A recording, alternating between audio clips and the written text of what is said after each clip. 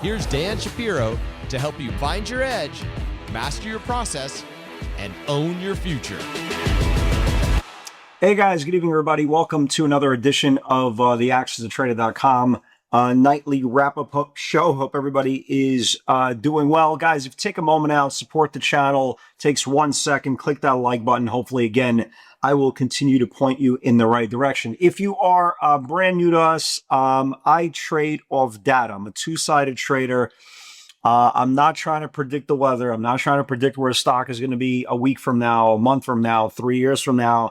I take the data that's in front of me and I make my game plan based on that data, whether it's long, short, or indifferent. So where do we start today, right? What does the data tell us? Number one, if you guys remember the big story over the weekend, war potentially could be back on with the Strait of Hummus, as I like to call it, all the good stuff that's come across. What we've seen the last several months were the bulls buying the dip on this regurgitated story and closing anywhere near the highs that were led by, traditionally in the last several months, by chip makers and memory names, right? The Micron, SanDisks, AMDs of the world, okay? That didn't happen today. And remember, this is regurgitated news. We've heard this story about the closing and the opening of the Strait for many, many months. And usually the joke was they closed the Strait on the weekends, and come Sunday night, the kick save comes from Trump.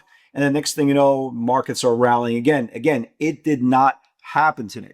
So here's the data. This is what the data is telling me, at least going into tomorrow's session. Number one, we closed today on the QQQs below the 50-day moving average, 1.8% loss today on the NASDAQ 100. Coincidentally, well, not coincidentally, but oil surged nearly 10%, right? That's the whole thing with the reverse correlation of oil and equity prices. Now, what does that mean? Does that mean this is a death sentence? Absolutely not. If you guys remember, the last time we closed, we had a very, very brief stint below the 50-day moving average, and that was on July the 6th. The next day, we followed through, right? And the market, and the NASDAQ went from 716 all the way down to 701. The reason why the market started going back up, well, that's when Trump came out and said, well, there's going to be a ceasefire. The war is almost over. Everything will be all right. And we started rallying the next couple of days, and then people started turning around and say, well, wait a minute, this is exactly the same thing. It's the same song and dance we've been seeing now for the last several days, last several weeks, last several months. And this news got sold, and ultimately here we are, right? First close below the 50-day moving average since last week. Again, the market was saved on news of, quote unquote, the war is almost over. We didn't get that news, and we definitely didn't get the buy the dip that news cycle had about a week and a half ago. What we did get today was a little bit more clues, right? A little bit more clues. For the last several months, the market's been trading kind of in this Christmas tree effects. Half the technology stocks were red, half the stocks were green. And then they kind of switched places, and the stocks that were red went green, and the stocks that were green went red. And if you guys remember, the whole rally for the last year and change have been with these memory stocks, right? So look at Micron. I want to show you something. This is kind of how it all kind of potentially could put the puzzle in its pieces. So Micron has had just in one of the greatest runs you can remember in a very, very long time. SanDisk is exactly the same thing. But Micron since June the 25th, has gone from its 1255 highs all the way down to 900 area. What's interesting about today's close and the close on July the 7th, they both held the 50-day moving average. Everybody see it, right? So July 7th, it bounced, and then today it bounced as well off the 50-day moving average. I mean, again, I'm just thinking out loud. If the bulls can't reclaim back the 50-day moving average tomorrow, and Micron not only loses today's channel, but loses the 707 lows, Micron could get hit. Guys, remember, below the 50-day moving average, nothing good happens. It's like the Chris Rock bit. Nothing ever happens after 3 o'clock. Nothing good happens outside at 3 o'clock in the morning. And think of it that way as the 50-day moving average. So we got to watch Micron, right? We got to watch Micron. It doesn't necessarily have to happen tomorrow, or it doesn't necessarily have to happen at all. But if Micron ever loses the 50-day moving average, that is going to be a very, very aggressive sell signal. If you look at SanDisk, right, same thing, right? SanDisk is exactly the same thing. SanDisk had this magnificent godlike run. and it held today the 50-day moving average. Now, what happens if it loses the 50-day moving average tomorrow? And again, that's one of the things we need to be prepared for. Look at Marvel, right? Look at Marvel as well. Marvel today lost its 50-day moving average, right? This is now the first close below the 50-day moving average, kind of correlated with what's going on with the QQQs. It stopped at the 64 EMA. Now, what happens if Marvel loses the 64 EMA tomorrow, right? It should go lower as well. So there's a lot of things. Again, I'm just using these three names as a conversational piece, at least stocks that we trade in the webinar. So it's kind of relevant to kind of what I'm talking about going into tomorrow's session. But the biggest clues I think we saw today where the buyers just could not stand the sight of prosperity. I'll give you a perfect example today, right? So we had this phenomenal pivot. We've been talking about Apple for, potential 52-week high breakout for a number of weeks, right? If you've been watching the last couple of videos, just watch Apple's getting tighter. Apple finally broke out today. A massive move, right? You're talking about a $6 move. Congratulations for all you guys who caught it. It broke out above the June 8th highs, put up a $6 move at the open, right? $6 move at the open. And guess what followed, folks? Guess what followed? A $6 decline. So that's not a good thing, folks. If the market is strong, if the market is powerful, there's no way in hell on any circumstances a stock like Apple, number one, going to put that aggressive of a rally at the open and then all of a sudden give it all back. It's not really something that you want to think about on a bullish case. I'll say, well, maybe it'll rally tomorrow. And NVIDIA, the same thing. Again, these are clues, folks. So NVIDIA had this powerful rally on Friday, right? Not only did it get back above last week's range, NVIDIA got back above the 50-day moving average on Friday on the close. And the whole thing, all it needed to do was reclaim back Friday's highs, and this thing was going to go.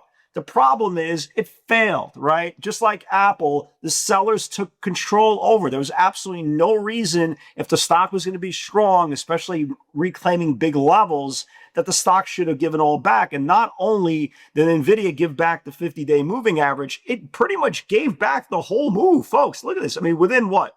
Within $1, right? Of Friday's lows. Again, not a good thing. SpaceX, we've been talking about this nonstop. It was inevitable. It was going to lose its IPO lows, yada, yada, yada. Here we are. Talk about a really aggressive put buying came in. A buyer came in very aggressively for the August 7th expiration of the 120 puts. And a buyer came in a little bit long dated, but came in for the January 95 puts. Not a great sign. Again, anybody who bought the stock and got out the IPO price at 135, you're pretty much looking at that 135 print very shortly in your future. So what do we make of it going into tomorrow's session? I personally, again, based on data, I can be completely wrong and the market rallies tomorrow and everything is great, right? Again, I don't care about being wrong. We're not paid about being right or wrong. We're paid about gathering data and waiting for that data to confirm for the next day. Here is what I'm watching for tomorrow. Okay, we talked about Micron. Does it have to lose the 50-day moving average tomorrow? It doesn't have to do anything, but in case it does, I am very interested. SanDisk, a little bit crazier for me. I'm more of Micron than SanDisk. To each his own. If SanDisk loses the 50-day moving average tomorrow, you're going to get more selling. We talked about Marvel, right? We talked about Marvel already lost the 50-day moving average. If it loses the 64 tomorrow, there could be more selling. Guys, look at Tesla. Look at Tesla, folks, right? Look at Tesla.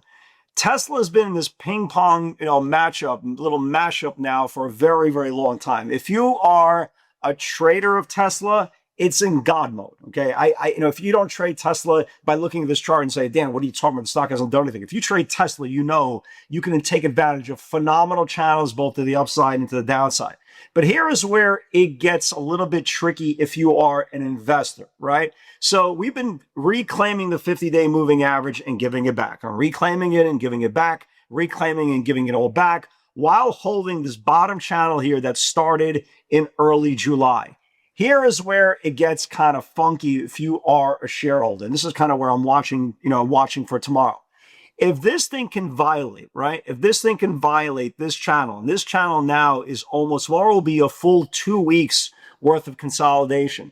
obviously couldn't go up. Live with prosperity, reclaiming the 50-day moving average. So what's the old adage? Whatever doesn't go up must go. So again, it doesn't have to violate tomorrow, but this is something we are definitely watching. If it could start getting below the July highs, folks, there's room all the way back down to this 368 cycle. So going into tomorrow's session, I have to tell, I have to at least give the bears the benefit of the doubt, right? We can have news overnight, and tomorrow you wake up and the futures are up 3%. You go, oh, God, Dan's a moron. I am a moron, right? That's why I don't try to guess. That's why I don't try to anticipate. I wait for the data. The data today told me the Q's closed below the 50-day moving average. Whether that plays out tomorrow, your guess is as good as mine. But the data at least is telling me there's a lot more value in the channels tomorrow to the downside than there is to the upside. Some other names that held up fairly well in the last couple of days. Meta, right? Meta held up fairly well. Can this thing hold on to its gains from Friday? Your guess is as good as mine. Snow actually looks pretty good, right? Snow is actually one of those charts that actually does not look bad, right? Again, if the market does rally, keep an eye on Snow to the upside.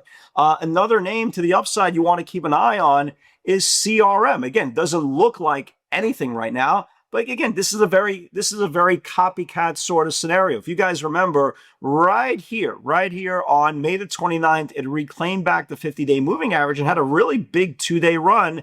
And today it got rejected off the 50-day moving average. So if tomorrow it could reclaim back the 50-day moving average, hey, maybe CRM and some of the other software makers wake up as well. So I'm always prepared on both sides of the market. Once again, first close below the 50-day moving average on the QQQs for the bulls to kind of get back in control. Let me give you the specific number.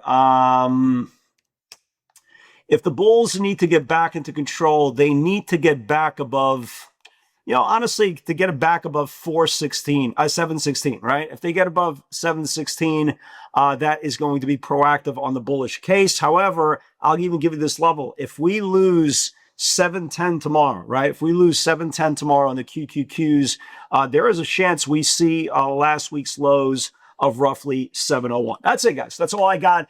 If you are interested in pivots, guys, who've been following along a long time, they're pretty neat, right? If you're an active trader, we trade both sides of the channels. They're 60-minute channels via daily supply and demand, via the option flow. There's a lot of moving parts. You're not going to get it all in one day. But the most important part, it is pretty neat. If you are interested, all you got to do is hang out for 30 days and see if it's a right fit for you. Guys, God bless everybody. Hope everybody's doing well. And with God's help, I'll see you all on the field tomorrow.